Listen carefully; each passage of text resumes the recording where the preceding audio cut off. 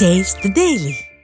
புயலில் இருந்து விழுப்புரம் மாவட்ட மக்களை காப்பாற்றிய அரசு அதிமுக என்றும், நள்ளிரவில் சாத்தனூர் அணையிலிருந்து தண்ணீரை திறந்துவிட்டு மக்களை பாதித்த அரசு திமுக அரசு என விழுப்புரம் 4 முனை சந்திப்பில் நடைபெற்ற மக்களை காப்போம் தமிழகத்தை மீட்போம் பிரச்சார பயணத்தில் அதிமுக பொதுச் செயலாளர் எடப்பாடி கே பழனிசாமி பேசினார். அந்த பெஞ்சல் புயல்ல திட்டமிட்டு செயல்படாத காரணத்தினால இந்த விழுப்புரம் நகரம் தண்ணீர மீதாந்தது.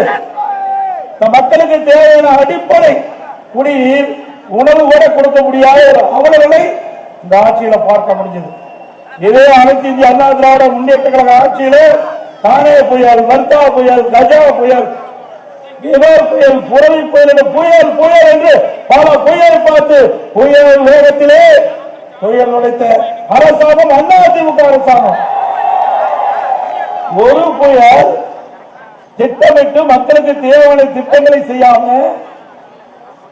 இரவு 2:45 மணிக்கு சாத்தனூர் அணையிலிருந்து சுமார் 2 லட்சத்துக்கு மேற்பட்ட தண்ணீரை திறந்து விட்டாங்க.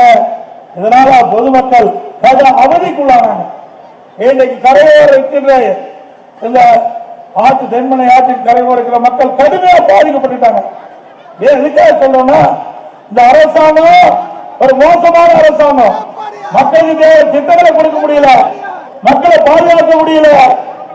இன்றைக்கு கனமழை பெய்து என்று வானிலை ஆராய்ச்சி ஏற்கனவே தெரிஞ்சுட்டாங்க.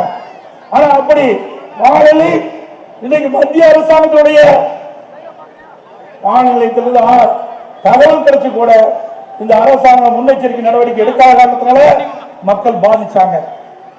பாதிக்கப்பட்ட மக்களுக்கு உதவியும் கிடைக்கல. ஏன்னு சொன்னா, ஒரு அரசாங்கம் எப்படி இருப்பது என்பதற்கு உதாரணமாக இருந்த அரசாங்கம் அதிமுக அரசாங்கம்.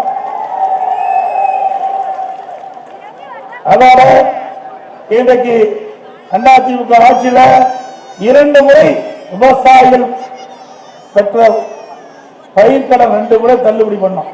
தொடக்க வேளாண்மை கூட்டு வங்கியில விவசாயிகள் வாங்கிய பயிர்க்கடன் 2 முறை தள்ளுபடி செய்த ஒரே அரசாங்கம் தமிழ்நாட்டு அதிமுக அரசாங்கம்.